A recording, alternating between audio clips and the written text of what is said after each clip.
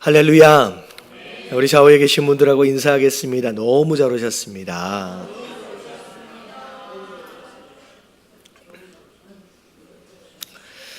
오늘은 이렇게 인사하면 좀 괜찮을 것 같아요. 승리하셨습니다. 시작. 분명히 낮에는 보슬보슬 비가 내리더니만 갑자기 한방눈이 돼가지고 이거 오다가 어떻게 되시려나 되게 걱정을 많이 했는데, 그래도 딱 가서 제가 이제 예배드리라고 딱 앉아있을 때는 한 5명 앉아 계시더라고요. 그래서 이거 큰일 났는데 그랬는데 올라와 보니까 기적적으로 이렇게 확 채워주시는 게 너무 감사합니다. 우리 지난주서부터 우리 예배 세미나를 시작했는데, 예배는 드리는 거예요, 보는 거예요? 우리가 말로라도 예배 보러 가자라고 하는 표현은 우리가 이제 지양했으면 좋겠습니다. 왜냐하면 예배는 우리가 관람하는 게 아니에요. 보는 게 아니에요. 예배는 구경하는 게 아닙니다. 예배 안에서의 선수는, 뛰어야 할 선수는 누구예요? 목사도 아니고요. 설교자도 아니고 찬양 인도자도 아니고, 누가 예배 안에 뛰어야 할 선수예요? 모든 성도들이 예배 안에서 뛰어야 할 선수입니다. 예배 안에 유일한 관객이라 그럴까요? 받으시는 분은 누구라 그랬어요? 하나님 뿐이다 라고 이야기했습니다. 그리고 예배는 목적 자체가 누구의 만족을 위한 거예요? 하나님의 만족이에요. 하나님께 영광을 돌리기 위한 것이 예배의 목적입니다. 그래서 예배에 내가 무엇인가를 누렸다라고 하는 것보다 더 중요한 게 하나님께 드려지는 거예요. 그래서 예배를 우리가 월십이라고 그랬잖아요. 월십이라는 것은 worthy하다, 가치가 있는 존재에게 올려드린 거예요. 그래서 마지막 부분에 뭐라고도 말씀드렸냐면, 우리는 예배하는 대상을 점점 뭐하게 돼 있다고요? 닮아가게 돼 있다 그랬어요. 닮아가게. 그래서 우리가 우상을 자꾸 예배하기 시작하면 보지 못하고 듣지 못하고 느끼지 못하는 우상을 점점 뭐하게 된다? 닮아가게 된다. 하지만 존귀한 하나님을 우리가 예배하게 되면 그 존귀한 그분을 점점 뭐하게 된다는 거예요? 닮아가게 된다 그랬어요. 그래서 닮아간다라고 하는 것은 우리의 노력과 의지와 결단이 아니라 오히려 예배를 통하여 하나님을 닮아가는 것이다 라고 얘기했어요. 그래서 worship이라고 하는 개념이 바로 그런 개념. 그리고 또 예배는 또 영어로 보면 service라고 나와 있어. 서비스. 그러니까 누가 누구를 서브하는 거예요? 우리가 하나님을 서브하는 게 예배예요. 우리는 교회를 다니면서 내가 어디 교회를 가야 좋은 서비스를 받을 수 있을까? 그러면 이것은 잘못된 방향성이라는 거죠. 우리가 하나님을 예배하는 것이지 교회가 성도를 서비스하는 게 아니라는 거죠. 그래서 방향성, 좋은 서비스는 우리가 하나님 앞에 올려드려야 되고, 자, 예배는 무조건 하나님 중심적인 거예요. 하나님을 만족. 그래서 자꾸 목사인 제가 성도들을 고객이라고 생각하면 안 된다 그랬어요. 고객이라고 생각. 그러면 자꾸만 목사는 누구 입맛에 맞춰주게 돼요? 고객 입맛에 맞춰줘야 돼요. 어떻게 보면 우리가 고객이 되어서는 안 된다는 거죠. 제가 성도를 감동시키려고 애쓰면 안 되는 거예요. 우리의 예배는 저를 비롯해서 모든 성도들이 누굴 감동시키는 거예요? 하나님을 감동시키는 거예요. 그래야 그게 성공적인 예배다라고 말씀을 드렸습니다.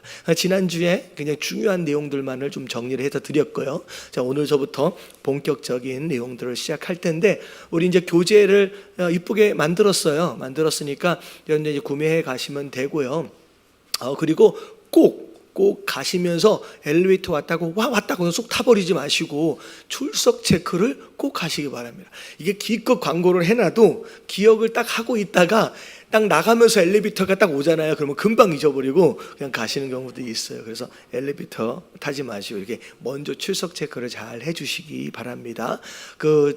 지금 나와 있는 출석부는요, 지난주에 참여하신 분들, 등록하신 분들을 중심으로 이름들을 적어 놓은 거예요. 여러분들 이름이 안 적혀 있다고 여러분들을 무시한 건 아니고요.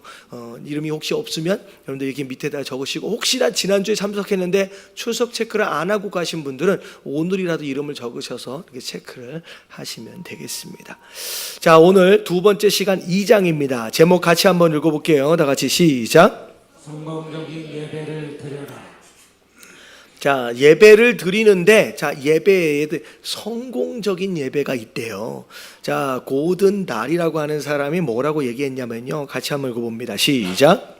우리의 문제는 놀아야 할 때 일하고 이를 예배하며 예배해야 할 때 논다는 것이다. 예, 놀아야 할 때 일하고 또 예배해야 할 때 노는 거. 그러니까 타이밍을 놓치는 사람이 있어요. 그리고 더군다나 우리가 심지어 뭘 예배하는 경우도 있냐면 일 자체를 예배하는 경우들이 또 있습니다. 그래서 이런 내용들 좀 비슷한 내용들이 좀 섞여서 나올 것 같아요. 자, 1번을 보면, 자, 1번 같이 한번 읽어볼게요. 시작. 분명히 성공과 실패가 있다. 자, 성공하는 예배를 드려라 라고 했다면 예배에는 성공하는 예배가 있고요. 반대로 얘기하면 어떤 예배도 있다는 거예요. 실패하는 예배도 있대요. 기껏 같이 같은 시간에 같은 공간에 참여했지만 누군가는 성공을 하고요. 누군가는 실패하고 있다라는 거죠. 자, 성경에 나오는 여러 가지 예들이 있는데 대표적인 예가 아마 가인과 아벨의 예배일 겁니다. 드려지는 제물의 종류만 달랐지 같은 시간 거의 같은 공간에서 함께 제물을 올려드렸음에도 불구하고, 자, 누구의 예배는 받으셨느냐?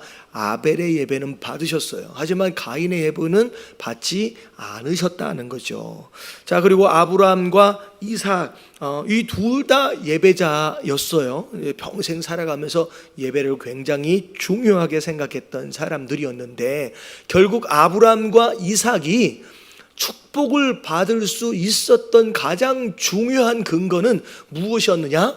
성공적인 예배였다라고 하는 거예요. 성공적인 예배.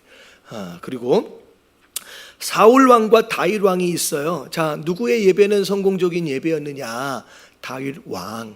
어떻게 보면 인생 죄 지은 것으로 보면 사울 왕보다 더 끔찍하게 나쁜 죄를 지었지만 오히려 하나님께서는 다윗을 예배자로 받으시고요. 사울은 오히려 버림을 당하게 됩니다. 뭐 대표적인 예로 예배를 드려야 되는데 전쟁에 나가야 되는데 사무엘은 오지 않고 기다리다 누가 드려버렸어요. 자기가 내가 왕이니까 모르겠다 드려버렸는데 꼭 또 예배가 딱 끝나자마자 누가 도착해요. 사무엘이 도착해요. 이 예배가 어떻게 보면 드리긴 드렸지만 오히려 하나님 앞에 책망을 받는 그런 예배예요. 기껏 드려놓고 혼나는 예배가 되었던 것이 사울 왕의 예배였고, 자, 솔로몬 왕도 마찬가지죠. 예배를 성공했어요. 대표적인 게 뭐였어요? 1000번째 1000마리의 제물을 하나님 앞에 감사하면서 드렸더니 그곳으로 말미암아 어마어마한 축복을 받지요. 뭘 받았어요? 지혜를 선물로 받아냄으로 말미암아 심지어 주로 당연히 왕들이 구했을 법한 뭐예요? 원수를 물질러 달라든지 물질을 구한다든지 또 뭐 있죠? 장수를 한다든지 이 세 가지를 그냥 오히려 덤으로 얻게 되는 그런 축복을 받은 게 솔로몬 왕 예배에 성공한 것으로 말미암아 있어지게 됩니다. 자, 그리고 나서 나중에 왕국이 북쪽과 남쪽으로 분열되고 난 뒤에 점점 이스라엘 백성들이 예배를 실패하기 시작합니다. 그 내용이 이제 이사야서 1장 11절서부터 14절까지 나오는데, 자, 한번 읽어볼게요. 11절 시작. 여호와께서 말씀하시되 너희의 무수한 재물이 내게 무엇이 유익하뇨? 나는 수량의 번제와 살진 짐승의 기름에 배불렀고 나는 수송아지나 어린 양이나 수점소의 피를 기뻐하지 아니하노라. 자, 여기 보니까 자, 무수한 재물이라고 얘기하고 있어요. 근데 무엇이 유익하뇨라고 말씀하신 것 보면 지금 내게는 이 수많은 재물이 내게는 아무런 도움도 안 된다라는 거죠. 다시 말하면 예배의 숫자, 많이 예배를 드린다 아니면 가지고 나아갈 때 재물로 볼 때 많은 재물을 가지고 나간다라고 하는 것보다 더 중요한 것이 이 안에 있다는 거예요. 하나님께서 기대하시는 게. 지금 보니까 뭐 송아지 뭐 나오고 뭐 순양 나오고 피 나오죠. 내가 이걸 기뻐하는 게 아니래요. 자, 12절 다 같이 시작. 너희가 내 앞에 보이러 오니 이것을 누가 너희에게 요구하였느냐? 내 마당만 밟을 뿐이니라. 자, 자, 백성들이 예배를 드리러 나왔는데 뭐 하려고 나왔대요? 잠깐만, 앞에 부분에 내 앞에 보이러 나왔대요. 하나님 나 왔어요 하고 마치 출석 도장 찍는 거, 어떻게 보면 우리가 출석 체크를 하긴 하지만 이거 자체가 목적은 아니죠. 출석 체크하기 위해서 교회를 나오는 게 아니라는 거예요. 그리고 출석 체크하러 나와놓고서 어디만 밟다 갔다, 마당만 밟다 갔다는 거예요. 그러니까 제물만 딱 드리고 마당까지만. 근데 실제로 몸은 마당까지밖에 못 밟아요. 왜냐하면 성소는 누구만 들어가니까, 제사장만. 근데 하나님께서는 몸으로 왔다 가는 마당만이 아니라 마음으로는 어디까지 들어왔으면 좋겠다는 거예요. 성소를 지나 지성소까지 들어와서 나랑 함께 대면하자는 거예요. 교제하자는 거예요. 그게 하나님께서 원하시는 건데, 너희는 그냥 도장만 딱 찍고 나 왔어요 하고 마당에만 있다 갔다 가는 그런 모습이라는 거예요. 자, 심지어 13절 다 같이 시작. 헛된 재물을 다시 가져오지 말라. 분양은 내가 가증히 여기는 바요. 월삭과 안식일과 대회로 모이는 것도 그러하니 성회와 아울러 악을 행하는 것을 내가 견디지 못하겠노라. 자, 헛된 재물이래요. 기껏 준비해서 돈도 들였고요, 시간도 들였고요, 노력도 들여서 그렇게 가지고 나왔는데, 하나님은 정말 중요한 네 마음이, 네 진심이 빠져버린 그 예배 같은 경우에는 헛것이다, 아무런 유익이 없다, 심지어 가증히 여긴다라고 하는 건 거꾸로 얘기하면 네가 나한테 그런 제물을 드리는 것은 나를 뭐 하는 것이냐, 모독하고 무시하는 행위와 같다는 거예요. 그래서 심지어 맨 밑에를 보니까 성회와 아울러 악을 행하는 것, 이것은 그렇게 예배를 드리는 것 자체가 나에게 악이다라고 하는 것까지를 포함하는 거예요. 그러니까 예배를 드리는 자가, 예배는 예배 따로 삶은 삶 속에서 막 악을 행하는 거, 이런 걸 얘기도 하기도 하지만 그런 예배를 나한테 드리는 것은 오히려 나한테 악이 되어진다. 마지막 14절 다 같이 시작. 내 마음이 너희의 월삭과 정한 절기를 싫어하나니 그것이 내게 무거운 짐이라. 내가 지기에 공비하였느니라. 네, 여러분, 이런 예배는 하나님 앞에 뭘 지어드리는 거래요? 짐을 지어드리는 거예요. 이게 어떻게 보면 인간적으로 그렇게 설명하기는 좀 애매할 수 있지만, 받기 싫은 것을 억지로 받았다라고 한다면 받은 걸 가지고 내가 얘한테 뭔가를 해줘야 되는 부담감이 생기잖아요. 그러니까 이게 예물은, 하나님께 드려지는 예배는 이런 게 아닌데 그냥 부담을 드리는, 하나님이 기뻐하시는 것과는 상관이 없이 부담을 드리는 그런 예배가 될 수 있다는 거죠. 그래서 첫 번째는, 과연 내가 매주 어떻게 보면 드리는 이런 예배가 지금 성공하고 있는 예배인지 아니면 실패하고 있는 예배인지를 우리가 오늘 얘기를 통하여서 좀 분별할 필요가 있다는 거죠. 자, 밑에를 보니까, 자, 2번. 자, 예배는 삶의 최우선이래요. 최우선순위다. 자, 예배보다 더 중요한 게 있어요, 없어요? 예배보다 더 중요한 게 없어요. 이런 이 이야기는 뭐냐면, 그 어떤 것도 예배를 뭐라고 설명해야 되냐? 예배와 양보.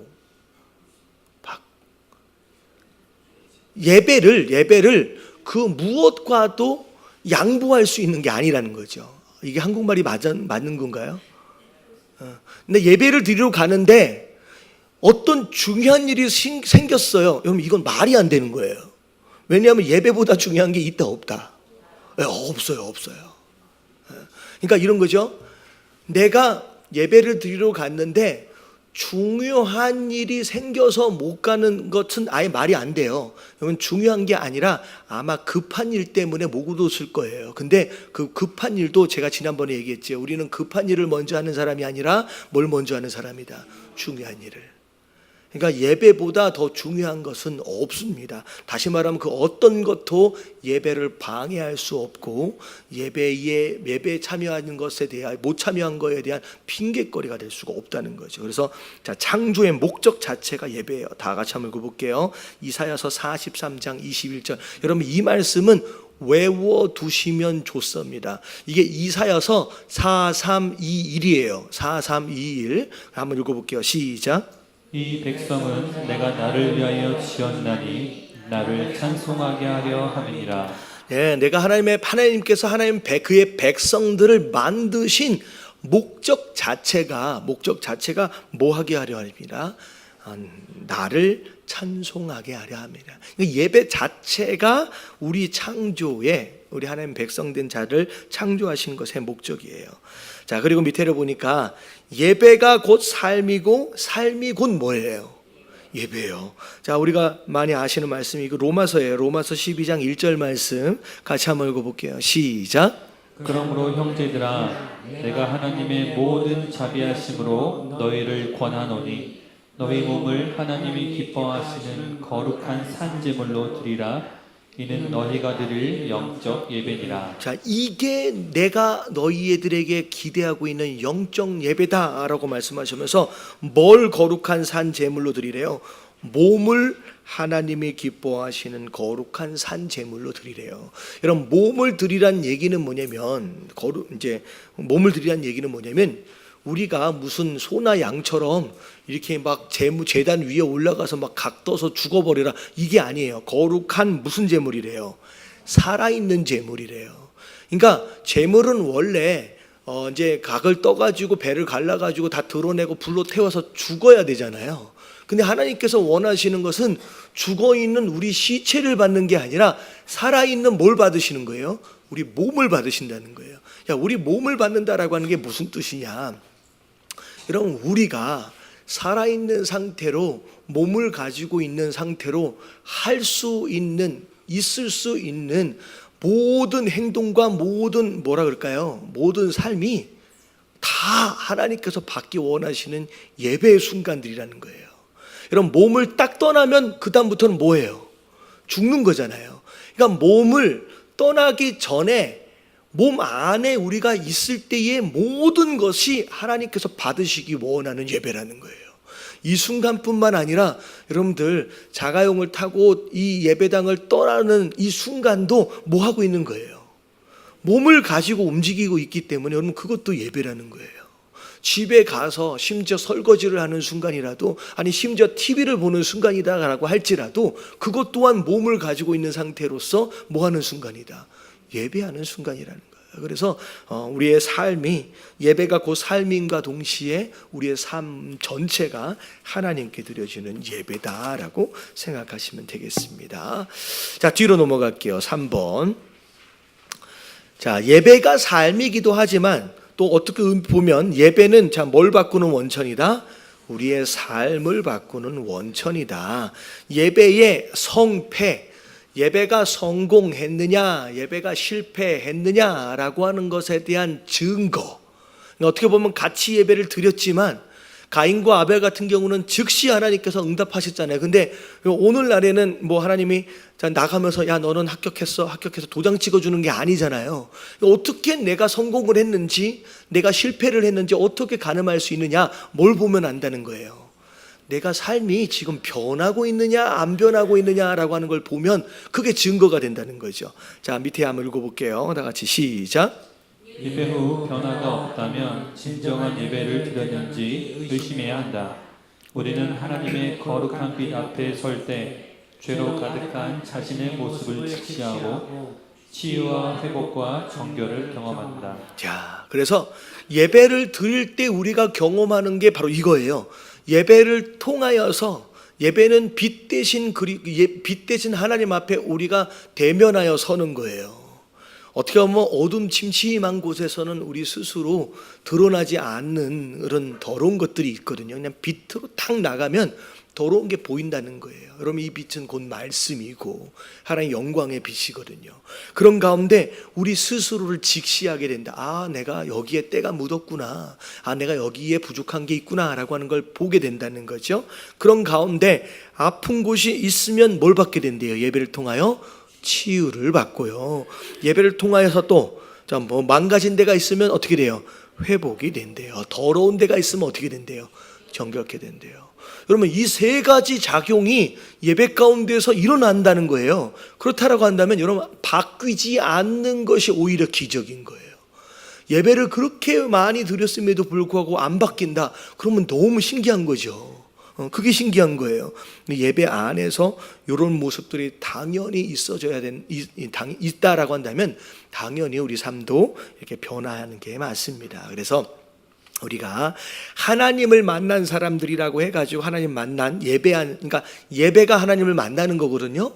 여러분 하나님을 만난 사람들을 잘 보면요, 다 삶이 변했어요. 아브라함도 변했지요, 야곱도 변했지요, 베드로도 변했지요, 삭개오도 변했지요, 바울도 변했지요. 하나님을 만난 사람들은 다 변했다라고 하는 걸 생각한다라고 한다면 우리의 예배의 성패는 자 어디에서 우리가 확인할 수 있느냐? 내 삶이 변하고 있느냐 아니냐라고 하는 것을 알아야 합니다. 자, 이제 뭐 구약 속에서 하나님을 어떻게 만났는지 또 신약 속에서 하나님을 어떻게 만났는지에 대한 내용들은 중간에 교재에 나오더라고요. 이게 이제 어떻게 보면 구약 속에서는 하나님의 임재를 불기둥이나 구름기둥이나 눈에 보여지는 것으로 이제 만남이 이제 이루어졌습니다. 신약 속에는 누가 역사하세요? 성령 하나님이 역사하십니다. 자, 예배의 주제는 어떻게 보면 하나님이고 예수 그리스도예요. 그리고 예배의 목표는 하나님을 영화롭게 하는 건데 예배의 실체는 누가 변하는 거예요? 예배자가 변하는 거예요. 그러니까 하나님을 영화롭게 했는데 그 영화롭게 한 그 행동으로 인하여서 점점 내가 뭐 하기 시작한다? 변하기 시작한다. 그 예배의 능력입니다. 예배의 능력이에요. 자, 네 번째 볼게요. 예배는 자 뭐가 필요하대요? 훈련이 필요하대요. 이게 훈련이 필요하다는 것은 자연스럽게 가만히 내버려 두면 그냥 알아서 잘 하는 게 해져가는 게 아니라는 거예요. 여러분 우리 아이들 여러분 예배 드리는 걸 좋아할까요? 싫어할까요? 여러분 우리 교육부가 되게 재밌게 예배를 이제 꾸며 나가기 때문에 우리 아이들이 그래도 이제 대부분 아이들이 재미를 느끼면서 예배에 참석을 할 거예요. 그렇죠? 교회 오는 거 되게 좋아하시죠? 좋아하죠. 그렇죠? 이제 아이들이 예배에 굉장히 쉽고 또 재밌게 적응을 잘 합니다. 그래서 제가 이제 교육부 이제 사역자들한테 계속 얘기하는 게 뭐냐면 아이들은 잘 놀아줘야 된다. 예배는 재밌는 곳이 되어야 한다. 예배는 축제가 되어야 한다. 그래서 이 아이들에게 예배는 지루하고 고리타분하다라고 하는 인식을 어린 시절서부터 심어주게 되면요, 점점 아이들이 예배로부터 교회로부터 멀어지게 되거든요. 근데 예배 애들한테 그렇게 얘기해요. 자꾸 성경적인 지식을 막 가르쳐 주려고 고리타분하게 접근하지 말고 어린 아이 때는 어떻게 해야 된다. 예배와 교회는 재밌는 곳이고 즐거운 곳이고 행복한 곳이다라고 하는 이미지를 심어주는 게 너무 중요하다라고 얘기를 해요. 그래서 가능하면 재밌고 즐겁게 만들려고 애를 쓰거든요. 근데 그렇게 노력하지 않으면요, 이게 일반적으로 이제 죄인된 우리는요 예배를 되게 불편하게 생각해요. 어떻게 보면 영화 한 편 보러 가는 것이 더 재밌지 예배드리러 오는 거 아닌가요? 우리는 영화보다 예배가 더 재미있죠. 이게 막 의도적으로 막 끌고 가고 있는 분위기인데, 그러니까 죄인된 우리는요 교회보다 세상이 조금 더 편하고요, 어떻게 보면 예배보다 영화가 조금 더 익숙할 수 있어요. 근데 이제 그러기 때문에 우리는 뭐 해야 된다? 심지어 예배 드리는 것마저도 연습이 필요한 거예요. 훈련이 필요한 거예요. 금방 적응되어지는 게 아니라는 거죠. 그래서 제가 이 생각을 하니까 무슨 생각이 났냐면, 여러분들 혹시 그거 드실 줄 아세요? 홍어 삼합 뭐 이렇게 드셔본 적이 드실 줄 아시는 분? 별로 없네. 만들 줄만 알아요. 만들 줄만 알고 뭐 드실 줄은 몰라요. 여러분 이게 홍어를 드실 줄 알아야 이게 어른 입이 된 거예요. 이걸 못 먹으면 아직 초등학교 초딩 입맛이라 그러거든요. 여러분 이게요 처음 먹을 때는 무슨 암모니아 냄새가 확 나면서 도대체 이걸 왜 먹는지, 근데요 신기하게 두 번째 딱 먹을 때서부터는요 이게 기억이 나요. 그래서 이게 막 땡겨. 근데 제가 홍어를 되게 여기서 제가 뭐 좋아하는 음식을 얘기를 하면 이상해지는데 되게 홍어를 되게 좋아합니다.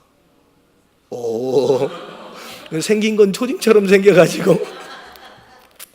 근데요 예배가 약간 그런 것 같은 느낌이에요. 처음에는 되게 지루한 것 같고요. 되게 별론 것 같아요. 근데요, 여기에 맛이 한번 딱 들이면요, 기억이 나요, 자꾸. 기억이 나요. 그러니까 이게 연습과 훈련이 되면요, 이 예배가 얼마나 즐겁고 행복한 순간이냐라고 하는 거. 그래서 이걸 훈련할 필요가 있다는 거죠. 자, 밑에 한번 읽어볼게요. 예배는 시작. 예배는 하나님과의 만남은 여운을 남긴다. 존경하는 사람을 만나면 왠지 그를 닮고 싶어진다. 하나님을 제대로 만나면 그분의 사랑, 인내, 자비하심 등의 성품을 담고 싶어진다. 그런데 예배를 마치고 난 뒤에 하나님과 예수님을 닮고 싶다는 열망이 남아있지 않다면 그날 예배에서 하나님을 만나지 못한 게 틀림없다. 여러분, 이게 중간중간 이런 설명들이 있어요. 거꾸로 뒤집어서 생각해 보자는 거예요. 위에서 본 것처럼 내 삶은 왜 안 변하지? 그러면 예배에 뭐 하고 있을 가능성이 있다? 계속 실패해 오고 있을 가능성이 있다는 거예요. 그 실패하고 있는 원인이 뭔지를 우리가 빨리 찾아야 돼요. 여러분, 이번에 9주 동안 가는데, 여러분 이번 기회에 우리 예배가 한 단계 업그레이드 되어져야 합니다. 여러분들 여기 예배를 강의를 듣다 보면 내가 예배를 드리고 있는데 내가 지금 놓치고 있는 게 뭐냐라고 하는 걸 빨리 찾아야 돼요. 그래서 놓치고 있는 것들을 빨리 습득하고 개발하고 여러분들이 취하는 것으로 말미암아 여러분들이 업그레이드 시켜야 될 부분이 있다는 거죠. 그래서 여기 보니까 여운이 남긴데요, 막 예수님을 닮아가고 싶어하는 그런 막 마음, 기대하고 싶은 그런 마음, 이런 마음이 당연히 있어져야 된다는 거예요. 근데 이게 없다라고 한다면 뭐가 우리가 예배를 드리고 있음에도 불구하고 미싱하는 게 있을 수 있다는 거죠. 자, 그런 가운데 1번. 자, 예배가 훈련이 필요한 이유는 뭐냐면 그냥 간단히 얘기하면 우리가 누구기 때문에, 죄인이기 때문에. 우리가 죄성이 있기 때문이다라는 거죠. 그래서 여러분, 애들이 바깥에서 놀다 보면 막 지저분해지고 집에 들어오잖아요. 근데 애들은 씻는 걸 좋아할까요? 싫어할까요? 여러분, 씻는 걸 싫어해요. 여러분, 병에 걸렸는데 어른이 되어서는 내가 병원을 가야 되겠다라고 하는 걸 알지만, 어린 아이들 같은 경우에는요, 병원 가는 걸 그렇게 싫어해요. 그러니까 이게 이제 우리 인간의 이제 본성이라는 거죠. 자, 홍해를 건넌 이스라엘 백성들, 자, 마태복음 26장, 홍해를 건넌 이스라엘 백성들을 보면, 자, 홍해를 건너고 나서 그 하나님의 어마어마한 역사하심을 경험했지만, 광야를 통하여서 하나님께서 끊임없이 그들에게 뭘 가르치셨냐면 예배드리는 방법을 가르치세요. 그래서 홍해를 건너고 나서 시내산 밑에서 약 1년 동안 진을 치고서 기다리는데, 40일 동안 모세가 시내산 위에 올라가서 받아가지고 온 게 10계명이 있었고요. 그리고 10계명과 더불어 또 뭘 받아가지고 와요?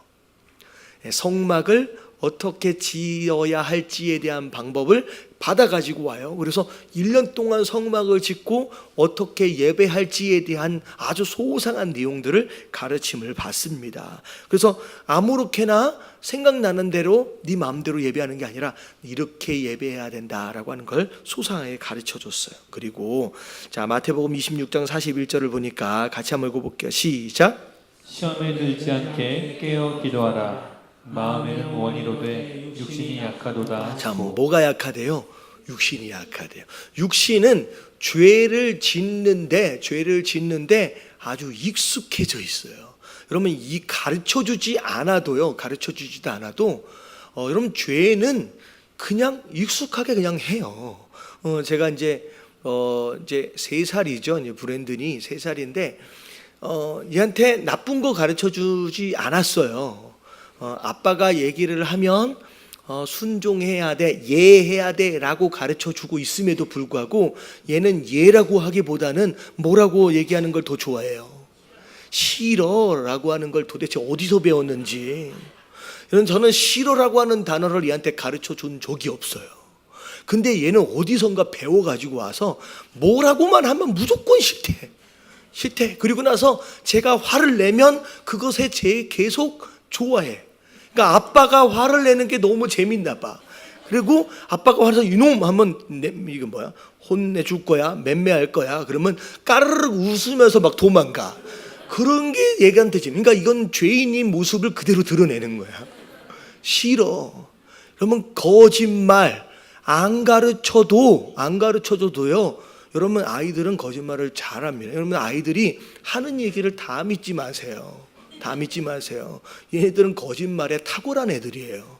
여러분 이제 아이들이 제일 이쁠 때가 어떨 때예요? 잠잘 때가 제일 이뻐요. 근데 거짓말 무조건 아빠가 했대. 나는 그런 적이 없는데 되게 억울한 거예요. 억울한 거예요. 얘는 거짓말. 여러분 도둑질 안 가르쳐줘도요. 지 것인 양 가지고 와요. 여러분 이게 몰라서 가지고 오기도 하지만요. 나중에 이게 나쁜 짓인지 알면서도 여러분 가지고 옵니다. 여러분 이게 죄에 뭐가 익숙해져 있어요. 우리 육신이 이 죄에 이미 많이 익숙해져 있어요. 그래서 마음은 그러면 안 된다라고 하는 걸 알면서도 자꾸 몸이 어느덧 거기 가 있는 거예요. 거기에 손을 대고 있는 거죠. 자, 로마서 7장 23절, 24절 다 같이 한번 읽어볼게요. 시작. 내 지체 속에서 한 다른 법이 내 마음의 법과 싸워 내 지체 속에 있는 죄의 법으로 나를 사로잡는 것을 보는도다. 오호라 나는 곤고한 사람이로다. 이 사망의 몸에서 누가 나를 건져내랴. 자, 이 안에 죄의 법이 있고 성령의 법이 있대요. 그래서 항상 이 두 법이 뭐 하고 있대요? 계속 싸우고 있다는 거예요. 근데 나중에 오호라 나는 공고한 사람이로다 라고 이야기하는 것을 보면 자, 죄의 법과 성령의 법이 싸워서 항상 누가 이긴다? 자꾸 죄의 법이 이기는 거예요. 그래가지고 바울 사도가 가슴을 치면서 아유 이 불쌍한 사람아, 이 답답한 사람아 라고 통탄을 하는 내용이에요. 그래서 우리는 스스로 이 안에서 이런 전쟁 안에서 사는 거예요. 그래서 우리는 심지어 예배조차도 기도조차도 연습하고 훈련하지 않으면 이게 잘 안 되는 거예요. 잘 안 되는 거예요. 자, 그러고 나서 이제 20절에 보면 자, 성령의 지배를 받는 훈련이 필요하다. 특별히 훈련 가운데 자, 성령의 지배를 받는 훈련이 필요해요. 다 예수님의 제자는 훈련된 자들을 얘기하는데 여러분 제자를 영어로 뭐라 그래요? 디사이플이에요. 그리고 훈련을 영어로 올려 디스플린이라고 그래요. 그래서 결국은 훈련되어진 자가 아니 어떻게 보면 훈련을 받는 자가 제자란 뜻이죠. 제자가 되어져야 한다라고 하는 것은 뭐 하란 얘기예요? 훈련 받아라 라고 하는 그런 얘기가 됩니다. 자, 예배에 뭘 훈련 받았는지 한번 보세요. 자, 예배는 시작. 예배는 철저한 성령의 사역이다. 그래서 성도의 훈련은 새로운 기술을 배우거나 연마하는 것이 아니라 오히려 성령의 지배를 받는 훈련이 필요하다. 스스로 주인 노릇하던 삶의 습관을 성령 앞에 내려놓는 것이다. 자, 그래서 예배를 드릴 때도 뭐 소위 제자 훈련을 받을 때도 마찬가지예요. 새로운 기술을 배우거나 연마하는 것으로 생각하면 안 돼요. 자, 그래서 제가 주일 예배 때도 그렇고 항상 설교를 하고 나서의 마무리를 어떻게 하냐면 우리가 어떻게 해야 하는지를 설교를 통하여 배워요. 아, 이렇게 해야 되는구나. 아, 저렇게 해야 되는구나. 근데 그렇게 할 수 있도록 노력합시다 라고 하는 것으로 제가 설교를 마무리하지 않습니다. 어떻게 마무리를 하냐면 이렇게 해야 된다 저렇게 해야 된다라고 하는 걸 방향성을 아는데 우리는 그렇게 할 수 있는 실력이 우리 안에 있다 없다? 없다예요. 그러니까 그렇게 해야 되는지 알아요. 여태껏 몰라서 못했던 것도 아니었고요. 물론 또 새롭게 깨달은 것도 있고요. 근데 중요한 건 뭐냐면 이렇게 살아가도록 이렇게 결단하도록 하시는 분 또한 누구라는 거예요? 성령 하나님이에요. 결국 마무리 기도는 성령 하나님 도와주세요. 하나님 내가 이렇게 살아야 하는지 아는데 나는 이렇게 살 만한 능력이 없습니다. 하나님 도와주세요. 내가 깨달은 게 이건데 하나님 이렇게 해볼 수 있도록 하나님 도와주세요. 결국 우리의 삶의 변화는 우리의 결단과 다짐이나 어떤 뭐 기술을 배워서 연마한 것으로 되는 게 아니라 누가 함께 해주시는 거다. 그럼 성령 하나님이 함께 해주는 거예요. 그래서 오히려 예배를 통하여 기도를 통하여 기술을 연마하고 뭘 습득하는 어떤 그런 개념이 아니라 딱 하나를 배우는 거예요. 철저하게 하나님만 뭐하는 거? 의지하는 것을 배우는 거예요. 의지하는 것을. 그래서 여러분 오히려 예배를 통하여 우리가 훈련해야 하는 것은 뭐냐면 철저하게 내 안에 있는 힘을 쭉 빼버리고요. 쭉 빼버리고 누구만 의지하는 거.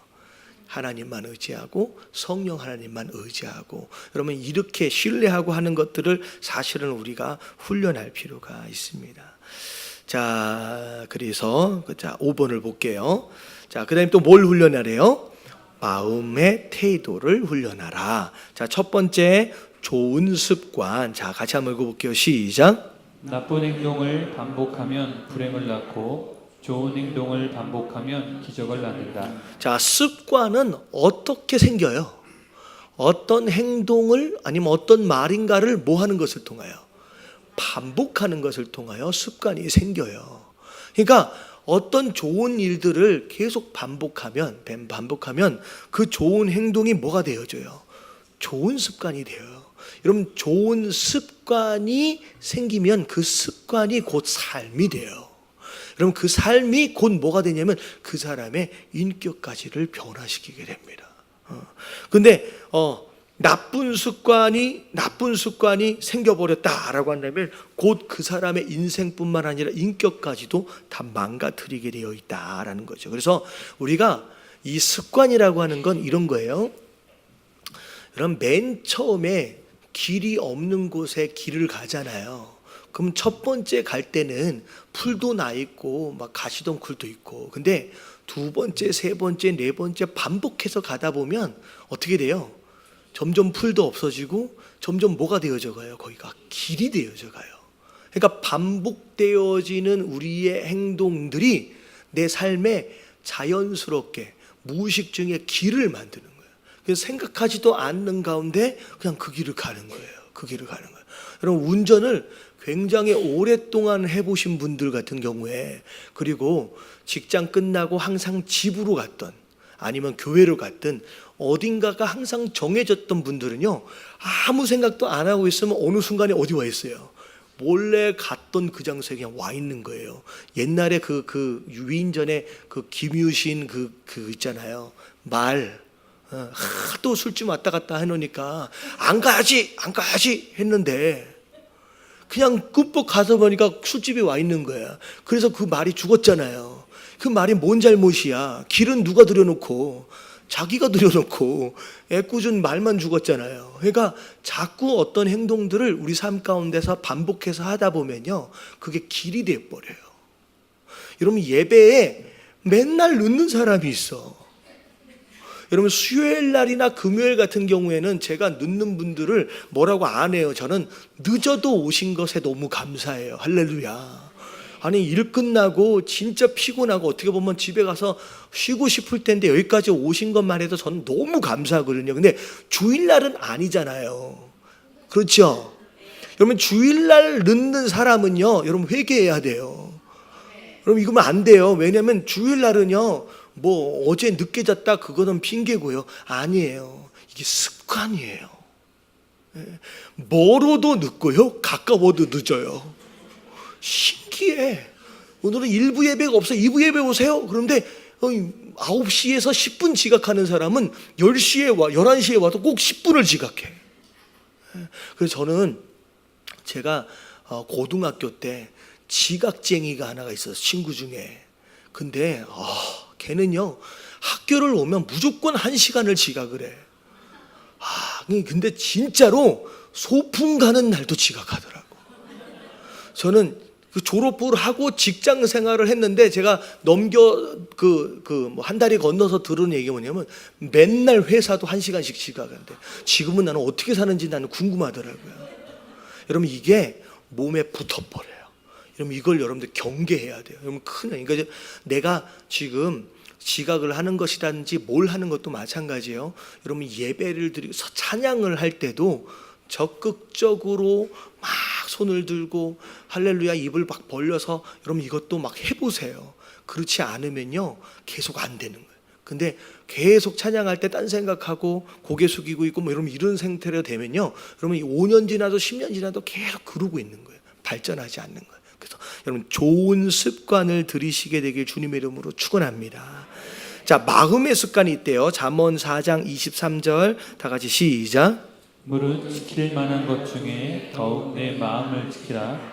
생명의 근원이 이에서 나느니라. 자, 이 마음이라는 게 뭐냐면 꼭 부정적으로 생각하는 사람이 있어요. 꼭 부정적인 것만 보는 사람이 있어요. 꼭 뭘 하라고 하면 이래서 안 되고 저래서 안 될 것만 생각하고 못할 것만 생각하고 하고 싶지 않은 것만을 주장하고요. 그러니까 이런 사람들이 있어요. 이게 이제 마음이거든요. 이런 마음도 이미 많은 것들로 인해서 길들여져 있는 사람이 있어요. 무슨 얘기인지 아시겠죠? 항상 얘기하면 그럼요 해야죠. 그런 사람이 있어요. 근데 뭘 시키면 이게 안 되겠는데, 항상 안 된다라는 거, 못 한다라는 것이 마음 안에서 이미 길들여져 버린 사람들이 있어요. 그래서 이 마음이 되게 중요합니다. 그래서 심지어 마음을 지키란 얘기는 마음이 제대로 건강하게 이렇게 잘 자라갈 수 있도록 우리가 관리를 잘 해줄 필요가 있습니다. 자, 밑에 한번 읽어봅니다. 살아있는 예배 시작. 살아있는 예배, 역동적인 예배는 결국 예배자의 마음에 달려있다. 영적 근육을 단련하는 가장 우선적인 목표는 바로 좋은 마음의 습관을 형성하는 것이다. 그리스도인에게 좋은 예배 습관을 형성되기만 하면 그가 드리는 예배는 살아계신 하나님의 영광스러운 임재 가운데 인격적인 만남과 지속적인 사귐이 가능해진다. 그래서 여러분들 예배를 드릴 때의 좋은 습관 있잖아요. 좋은 습관이 뭐가 있을까라고 좀 생각을 하면서 어떻게 보면 이렇게 한번 예배를 드려보자라고 여러분들이 좀 정해보시면 좋을 것 같아요. 그래서 뭐 예배 좋은 습관들 중에 하나가 뭐냐면 누가 그런 얘기를 하더라고요. 여러분 제가 이번 힐링 캠프 때 찬양을 하고 앞에서 뭐라 얘기했을 때 뒤쪽에 제가 앉아봤어요. 여러분 이 앞에서 예배 드리는 거하고 저 뒤에서 예배 드리는 거랑 완전히 달라요. 이번 주에 제가 예배 주일 예배 끝나고서 나가면서 누가 그런 얘기를 하더라고요. 오랜만에 앞에를 앉았대. 와, 앞에를 앉으니까 은혜 받는 정도가 완전 다르대. 여러분 우리가 이런 게 있어요. 우리가 교회가 상가 건물이기 때문에 천장이 낮아요.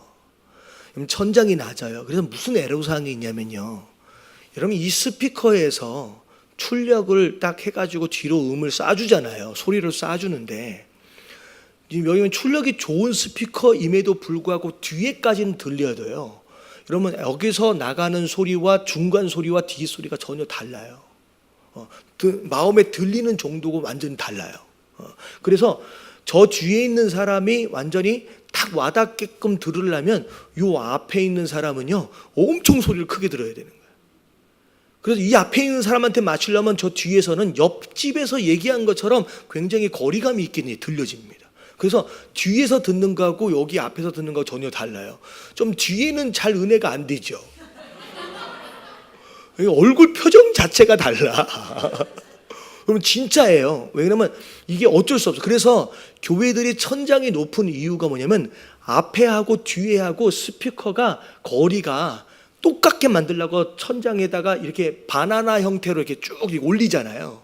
그래서 뒤에 거리하고 앞에 거리하고 똑같이 맞추기 위해서 천장을 높게 해서 이렇게 위에서 아래로 때리는 거예요. 근데 우리는 어쩔 수 없이 우리가 천장 뚫고 할 수가 없기 때문에 이렇게 직선으로 나가기 때문에 뒤에는 어쩔 수 없이 작게 들립니다.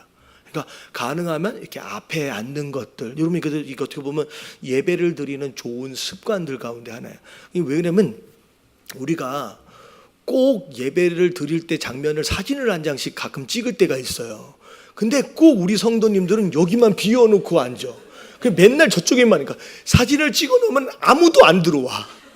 분명히 되게 많이 예배를 드렸는데 사진 찍어놓은 거 보면 텅텅 비어있어, 요 앞에만. 근데 여기가 제일 은혜 받는 장소예요. 그래서 가능하면 이렇게 좀 앞에 나와서 앉는 거라든지 예배를 드릴 때도 여기 있는 사람 보고 한 칸 더 나오라는 건 너무 심했고, 좀 조금씩. 그래서 뭐 처음부터 그렇게 하기 좀 애매하면 여러분들 지금 여러분들이 편하게 앉는 자리 있잖아요. 거기에서 다음 주일날은 한 2칸만 앞에 앉아보세요. 느낌이 좀 다를 거예요. 할렐루야. 그리고 우리 예배를 드릴 때 뭐 헌금을 준비한다든지 또 말씀을 듣는다든지 뭐 이런 걸 할 때 이게 좋은 습관인 것 같다라고 생각하실 수 있는 그런 것들이 있잖아요. 여러분 그런 것들을 한번 생각해서 요거를 내가 한번 길들여 보자라고 해보시는 것도 굉장히 좋습니다.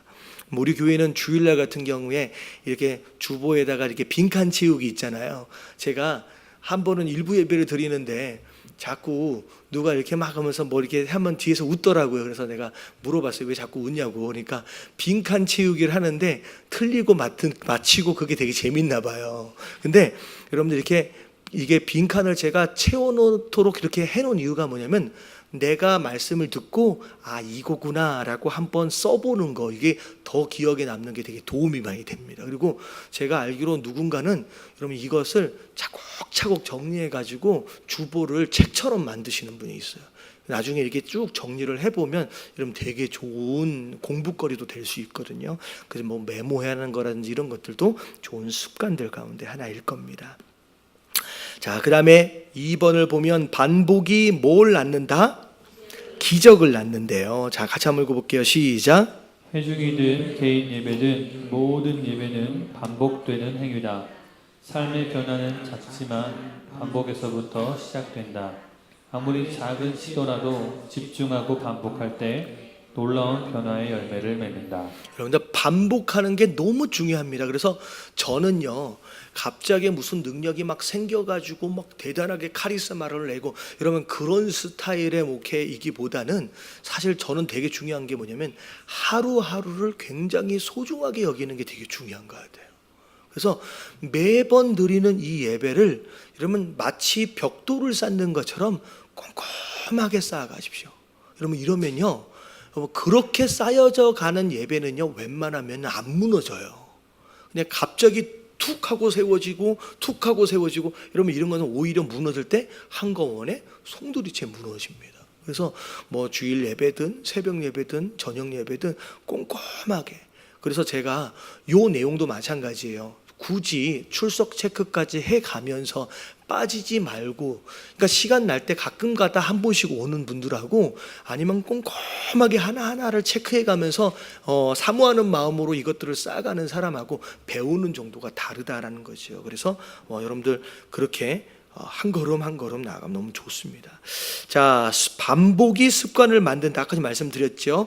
예수님의 기도도 이제 예수님 뭘로 하셨어요? 습관을 따라. 밑에 누가복음 22장 39절. 자, 다 같이 시작. 예수께서 나가사 습관을 따라 강남산에 가심에 제자들도 따라갔더니. 여러분 좋은 습관을 만들어서 그 습관을 따라서 하는 것은 너무 중요한 것 같아요. 그래서 습관되어진 그게 곧 내 실력이 되는 것 같아요. 실력이. 그래서 그 옛날에 무슨 프로그램이죠? 그 굉장히 신기한 재주들을 가지고 있는 사람들 이제 TV에 나와서 막 소개하는 게 있거든요. 요즘에도 하는지 모르겠는데, 근데 정말로 신기한. 우리가 들을 때는 똑같은 소리인데 고무망치로 캔 같은 거를 탱탱탱탱 때려요. 근데 이 소리를 계속 듣다 보니까 캔 안에 뭐가 잘못 들어갔다, 부실하게 들어갔다라고 하는 게 소리 하나로 분별이 가더라고. 너무 신기하더라고. 근데 그게 한 번, 두 번 해서 되는 일이 아니라 지금까지 뭐 한 거예요? 반복한 거예요. 반복해서 거기에 익숙해진 거예요. 여러분들 그게 굉장히 중요합니다. 그래서 여러분 그것을 실력을 기를 필요가 있고요. 자, 3번 보면 적당한 영적 긴장감은 필수다. 여러분 아무 일도 없이 그냥 평안하다, 아무런 문제가 없다, 그러면 되게 좋을 것 같지만 여러분 그런 게 좋은 게 아니래요. 자, 보세요. 마태복음 26장 41절 시작. 시험에 들지 않게 깨어 기도하라. 마음에는 원이로되 육신이 약하도다 하시고. 자, 시험에 들지 않게 뭐 하라 그랬어요? 깨어 기도하래요. 여러분 이게 뭐냐면 방심하지 말고 적당한 긴장감 가운데 있으라는 거예요. 언제 시험이 올지 모르니까, 언제 쳐들어올지 모르니까. 자, 데살로니가 전서 5장 6절 다 같이 시작. 그러므로 우리는 다른 이들과 같이 자지 말고 오직 깨어 정신을 차릴지라. 자, 깨어서 정신을 차려라라고 하는 거. 그러면 이게 이제 긴장감 가운데 이제 있는 거예요. 그래서 그렇죠. 이게 새벽 예배나 이런 것들을 이제 꾸준히 드려보시는 분들은 그런 경우들이 좀 있어요. 이게 자다가 보면 일어나야 된다라고 하는 약간의 긴장감이 있잖아요. 긴장감을 가지고 저 잡니다. 그러면 실제로 정말로 시계를 맞춰놓고 자는데 시계가 딱 울리기 1, 2초 전에 깨. 너무 신기해요. 그러니까 긴장을 하고 있으면 딱 그게 되더라고요. 그러니까 그런 식으로 우리 안에 긴장감을 쭉 가지고 있으면 어떤 외부적인 어떤 그런 상황들이 있을 때 바로바로 반응할 수 있는 어떤 그런 능력들이 또 생깁니다. 그래서 우리 안에 그런 것들이 필요해요. 심지어 베드로전서 5장 8절 시작. 근신하라 깨어라 너희 대적 마귀가 오는 사자같이 두루다니며 삼킬 자를 찾나니. 자, 그래서 여기서 이제 깨어라라고 이제 긴장감에 대해서 얘기를 하고 있어요. 자, 그래서 우리가 예배를 드릴 때에도 이게 적당한 긴장감이 굉장히 중요한 것 같아요. 자, 밑에 한번 읽어볼게요. 시작. 긴장감은 생존의 문제이다. 이 영적인 긴장감은 영적인 근육을 단련하게 해준다. 네, 그래서 여러분들 근육이 이렇게 어떻게 생기는지 혹시 아세요? 근육이 어떻게 생겨요? 이게 운동하는 사람, 보디빌더 같은 사람들을 보면 이 알통 이게 부피 자체가 우리랑은 좀 다르잖아요. 허벅지가 이번에 누구죠? 스켈레톤인가? 그거 경기한 사람 그런 사람이 있어요. 뭘로 알려져 있냐면 아이언맨으로 알려져 있어요. 이렇게 하고 미끄럼 타는 거. 근데 그 사람 허벅지 두껍기가 얼마입니까? 물어보니까 허벅지 두껍기가요 26인치래요. 네, 웬만한 아가씨들 허리 장난이 아니잖아요. 그러니까 어마어마한 허리래요. 허리가 아니고 어마어마한 허벅지예요. 여러분 근육이 어떻게 생기는지 아세요? 근육이 그런 허벅지가 되려면 여러분 근육이 운동을 많이 하면 근육이 점점점 부풀어 올라서 근육이 그렇게 만들어지는 게 아니에요. 제가 배웠는데 어떻게 되냐면 근육이 있는데 운동을 심하게 하면 근육이 찢어져 버려요. 근데 찢어진 그 공간을 그 다음날 뭐가 메꾸냐면 재생한 것으로 말미암아 또 다른 근육이 메꿔 들어가는 거예요. 그러니까 운동을 많이 하는 사람은 매일 운동을 함에도 불구하고 여러분 매일 운동하면 안 돼요. 근육을 만드는 사람은 운동을 하고 나서 24시간 이상을 쉬어줘야 돼요. 왜냐하면 찢어진 근육 사이에 또 다른 근육이 와서 이렇게 힐링을 하면서 메이크업을 하거든요. 근데 그 시간을 해줘요. 그래서 매일 운동하는 사람은요 이렇게 정해져 있어요. 첫째 날은 상체만 운동하고요. 두 번째 날은 하체만 운동해요. 그래서 상체를 운동한 다음에 반드시 24시간을 쉬어줘요. 그래서 이게 찢어진 근육 사이를 근육이 메꿔 들어가는 거예요. 이게 뭐냐면 영적 근육도 마찬가지예요. 우리가 편안하게 가만히 앉아 있으면 이 근육이 야들야들해져 버려요. 그래서 진짜 움직일 때는요, 여러분 그런 적이 혹시 있는지 모르겠는데 진짜 급하게 딱 움직이려고 딱 하는데 다리에 힘이 딱 안 주어져요. 그러니 다리에 쥐가 확 나버리는 거예요. 여러분 이런 거예요. 야들야들 아무것도 움직이지 않는 상태에서 이렇게 교회를 다니다가 보면요, 정말로 움직여야 될 딱 그 순간 뭐가 나버려요? 쥐가 나버려요. 못 움직여요. 굉장히 무기력해져요. 그러니까 평소에 운동을 하는 것으로 말미암아 어떻게를 반복하냐면 내가 힘에 부대낄 수 있을 만한 그 무엇인가를 하는 거예요. 이게 무슨 시험이라 그래요? 우리가 뭐 할 만한 시험? 감당할 만한 시험. 약간 부대끼지만 그러면서 내 근육이 살짝 찢어져 주는 거예요. 그러면서 거기에 메꿔지면서 내 근육이 늘려나가는 거예요. 그러면요 진짜 필요할 때 힘이 나오고요, 스피드가 나오는 거예요. 우리 영적으로도 나른한 상태에서 만사형통 태평한 상태에서 이러고 있다가는 나중에 진짜 움직여야 할 때 쥐나버려요. 움직이지 못한다라는 거죠. 그래서 여러분 삶 가운데 적당한 긴장감, 적당한 시험이 있다라고 하는 걸 여러분 오히려 뭐 하는 기회라고 생각하시면 되냐면 영적 근육을 기르는 시간이다라고 생각하시면 되겠습니다. 옆에 계신 분들에게 인사 좀 해주세요. 운동 좀 합시다. 요즘에는 막 이제 저도 제가 운동을 이제 해야지. 제가요, 에밀리를 낳고서, 제가 낳은 건 아니에요. 에밀리가 태어나고서부터 제가 운동을 멈췄어요. 왜냐면 애가 이렇게 있으니까 저 혼자 운동하러 갈 수가 없잖아요. 같이 봐야 되니까. 그냥 그때부터 운동을 멈추고 나서 지금 14년째 운동해야지 맨날 결단만 하고 있는데 제가 진짜 이번에는 해야 될 것 같아요. 왜냐면 자동차 옆에 뭐가 떨어졌어요. 근데 주술라고 이렇게 하니까 여기랑 딱 담이 와 버리더라고. 이게 이렇게 보는 게 아니라 담이 딱 걸리더라고. 이게 이제 근육이 이제 큰일 났더라고. 그래가지고 이 운동해야지라고 지금 내일이 3월 1일이잖아요. 제가 3월 2일 날 운동을 다니려고 제가 끊으려고 지금 계획하고 있는데 할 수 있을런지 모르겠는데 하려고요. 이러다가 잘못하면 나중에 오래 못 살 것 같아. 육적으로도 우리가 운동을 해야 돼요. 관리해야 되는 줄로 믿습니다. 우리 언제 사요? 탁구대.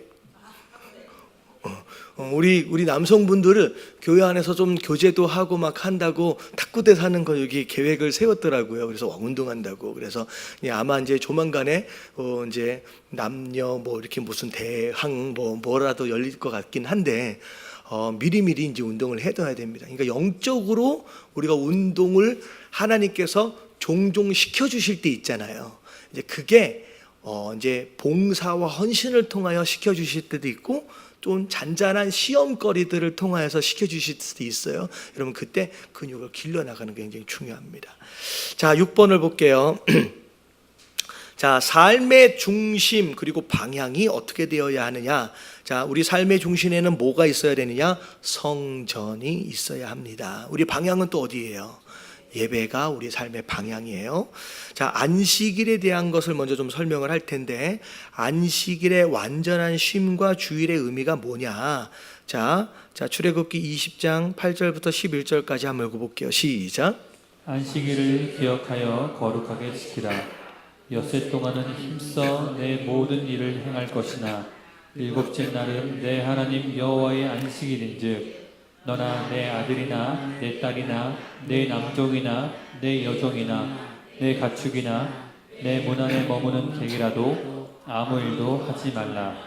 이는 엿새 동안에 나 여호와가 하늘과 땅과 바다와 그 가운데의 모든 것을 만들고 일곱째 날에 쉬었음이라. 이러므로 나 여호와가 안식일을 복되게 하여 그날을 거룩하게 하였느니라. 여러분 쉬는 것이 곧 어떻게 보면 하나님께서 우리를 만드신 창조하신 그 원리에 순응하는 거예요.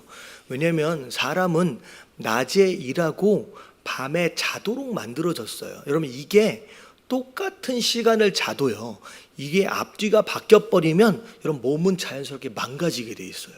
여러분 그런 분들 되게 많지요. 야간에 근무를 많이 하시는 분들은 몸이 되게 망가져요. 그리고 특별히 이제 간호사나 우리 이제 김동규 집사님처럼 이제 경찰이나 이런 직종에 일하시는 분들은 밤에 이제 일을 해야 되잖아요. 여러분 이거 특별하게 관리하지 않으면요 오히려 더 많이 자도요 피로가 계속 누적됩니다. 그리고 사람은 만들어질 때에 6일 일하고 며칠째 쉬기로 7일째 하루는 쉬도록 만들어졌어요. 그러면 이게 이렇게 되어지지 않으면요 금방 망가지게 돼 있다는 거죠. 하나님께서 만드신 원리예요. 그리고 사실은 7일째 쉰다라고 하는 거 이거 자체가 어떻게 보면 믿음입니다. 왜냐하면 내가 6일 동안 열심히 일한 것으로 충분히 하나님께서 내 삶을 생존하도록 하신다는 거예요. 이끌어 가신다는 거예요. 여러분 그것에 대한 믿음이 없으니까 어떻게라도 하는 거예요. 그 주일날이라도 이게 안식일이 되겠죠. 안식일이라도 더 일을 자꾸만 하려고 하는 이제 시도들이 일어난다는 거예요. 정말로 하나님께 내 삶을 맡겼다라고 한다면 하나님 만드신 그 원리들을 따라 그냥 순응하고 순종하고 사는 것이죠. 그래서 그냥 일곱째 날은 내가 쉬었으니까 너도 쉬어라. 쉬는 것이 거룩한 것이다. 쉬는 것이 순종하는 것이다. 라고 말씀하셨어요. 근데 자, 이제 이사야서는 이제 건너뛰고 밑에 한번 설명을 좀 읽어볼게요. 이제 구약의 안식일 다 같이 시작. 구약의 안식일은 이 시대 주일의 그림자다. 안식일이 창조를 완성하신 하나님을 기억하는 날이라면 주일은 구속을 완성하신 예수님을 기념하는 날이다. 구속의 완성인 예수님의 부활이 바로 주일에 이루어졌다. 네, 그래서 이제 안식일은 뭘 기념한다고요? 네, 창조를 완성하신 하나님이에요. 근데 이제 주일은 뭘 기념해요? 구속을 완성하신 예수님을 기념합니다. 그래서 우리가 주일이라고 하는 것은 그날의 주인이 누구다? 예수님이다 라고 하는 것을 고백하며 그날 하나님 앞에 예배하고 또 안식일과 더불어서 쉼을 갖는 것이죠. 그게 우리가 이제 안식일과 주일의 좀 차이다라고 생각하시면 될 것 같아요. 자, 이제 이번 이제 좀 중요한 내용입니다. 삶의 중심이 되는 예배. 자, 두 종류의 삶이 있어요. 첫 번째는 성막 중심의 삶이 있고요. 자, 두 번째는 어떤 중심? 장막 중심이에요. 이게 장막이라는 건 내 집이에요, 내 집. 그러니까 성막 중심의 삶을 사느냐 아니면 내 집 장막 중심의 삶을 사느냐, 이게 어떻게 보면 우리의 삶의 동선을 얘기하는 것일 수도 있고요. 내 삶의 중심이 어디에 있느냐, 우선순위가 어디에 있느냐, 내가 사는 그 집이냐 아니면 하나님을 예배하는 그 성막이냐라고 하는 것에 대한 내용일 수 있을 겁니다. 자, 구약에 보면 출애굽한 이스라엘 백성들이 장막을 치잖아요. 장막을 칠 때 항상 장막의 맨 가운데는 뭐가 항상 쳐져 있었어요?